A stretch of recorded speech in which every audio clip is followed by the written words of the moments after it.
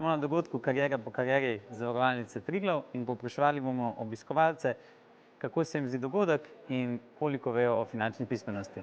Res super vtis, moram reči, da je res ena super ideja s strani Triglava, da je organiziral ta dogodek.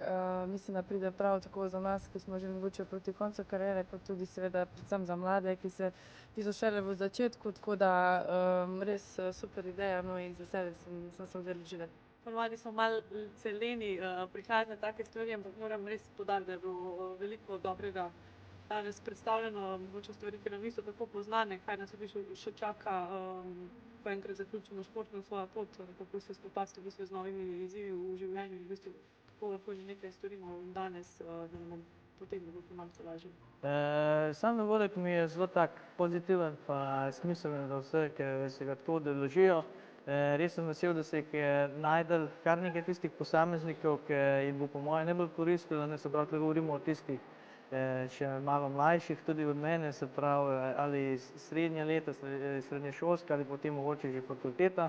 In ja, sploh če želijo zapeljati eno dobro kariero, je fajn razmišljati o karieri po tej njihovi karieri, ki morebiti še čaka že sedaj.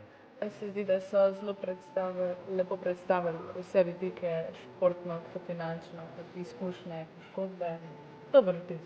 Lepo presenečena, kako dobro so organizirali, predvsem je bilo všeč to, da so vključili znane profesionalne športnike, ki so v bistvu povedali svojo plat izkušenj. Ta dogodek se mi zdi super, sploh zato, ker sem toliko mlad, pa pač pridobivam znanje vseh teh ljudi, ki so že bili na mojem mestu in se mi zdi, da mi v prihodnosti zelo pomagalo.